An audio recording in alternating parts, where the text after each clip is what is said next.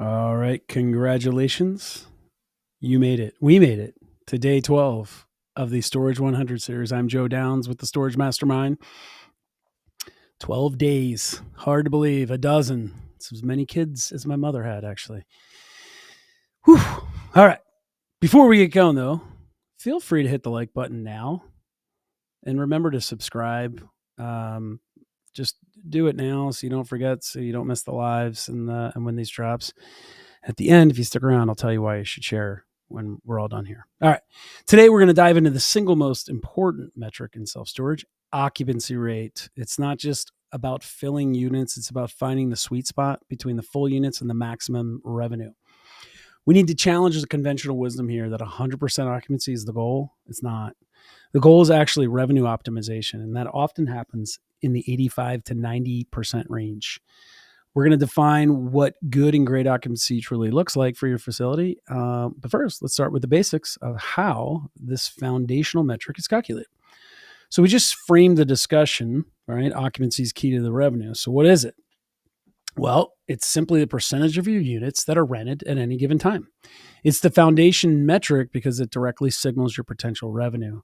High occupancy means strong demand, which gives you pricing power in the market. Low occupancy tells you something is wrong with your pricing, your marketing, or your operations.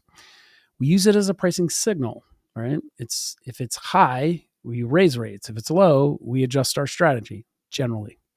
It's the first number you check every morning because it reflects the overall health of your business. So let's look at where your facility should fall on the industry scale. So establishing that occupancy is the vital sign for your business, right? What's a good number? Well, it depends on your market.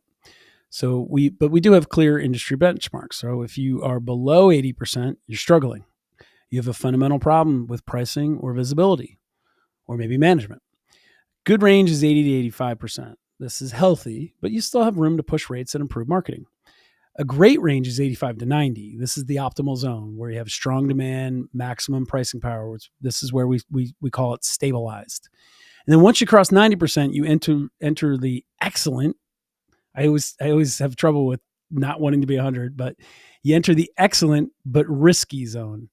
And it's only risky because you might be leaving money on the table. The goal is not to be full necessarily. The goal is to be optimally full, which means maximizing revenue per available unit. So to truly understand your performance, you got to look at beyond the simple unit count, which brings us to the three types of occupancy. All right. So now that we've defined that the optimal range is 85 to 90%, we need to understand it's not a single number. There are three types you must track to get the full picture. First is physical. Physical occupancy is just a simple unit count, just like we discussed. Easy to track, but it ignores unit size and square feet. The second is square foot occupancy. This is much more accurate because it accounts for the difference between a 5 by 5, for instance, which is 25 square feet, and a 10 by 30, which is 300 square feet. So if your physical occupancy is 90%, but your square feet occupancy is 80%, you have too many large, expensive units sitting empty. The third and most important is economic occupancy. This measures actual revenue against potential revenue. So economic occupancy reveals the impact of discounts, delinquencies, or below market rates. You could have a 90% physical occupancy, but only 75% economic occupancy. That might mean you're giving too much away. Understanding these three types is crucial, especially when we discuss why 100% is a failure, not a success. All right, so that's the three types of occupancy. Now let's tackle the biggest myth in self-storage, that 100% occupancy is the goal. It is not. If you are 100% full, you're leaving money on the table. You likely are, plain and simple. It means your rates are too low. You could have charged 10 or 20% more and still maintained a healthy 90% occupancy. When you're full, you have no inventory to rent. You turn away every prospect who calls, sending that revenue to your competitors. You're also losing pricing power. You can't aggressively raise rates because you have no buffer if a tenant moves out. The sweet spot is having a small amount of vacancy, that inventory, so you can constantly test higher rates and capture more revenue.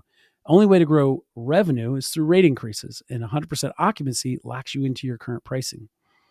All right, now that we've established that 100% occupancy is bad, let's look at the math that proves it.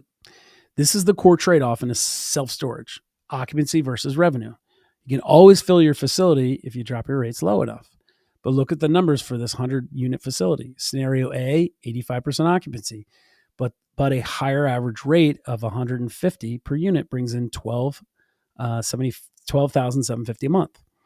Scenario B, almost 95%, almost full, or is 95%, almost full. But the lower rate of 125 means they're only bringing in $11,875.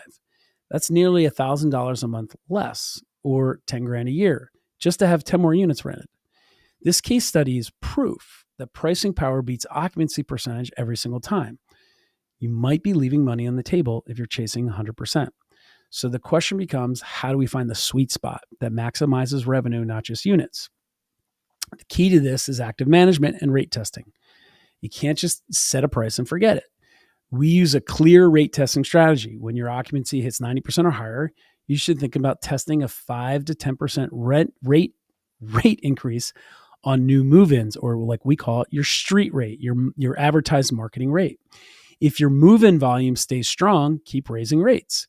If it drops too low, you've hit the ceiling. Remember to make seasonal adjustments, though. Push rates aggressively during the peak summer months when demand is usually highest. Then in the off season, if occupancy dips, you might need to offer small promotions to keep occupancy above 85% and avoid further revenue dip. Finally, look at your unit mix management. If your small units are full, but your large units are sitting empty, you might have a pricing misalignment.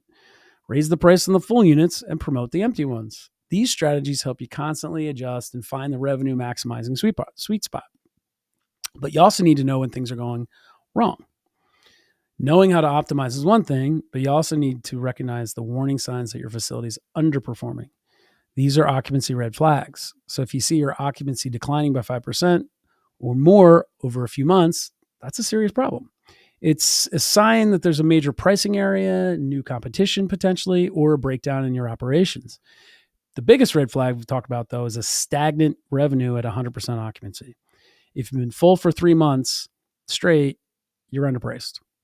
You are leaving thousands of dollars on the table. If you're listening to this and you own a facility and I'm calling you, stop listening now. I kid. But seriously, this is important. We hear this from sellers all the time. You know, we're 100% full and we're the lowest rates around. They're leaving a lot of money on the table. Now they gleefully do it. So who am I to judge? I'm just there to buy it. But watch for a wide variance between those unit types. If your climate controlled units are full, but your standard units are half empty, your pricing might be out of whack for that market.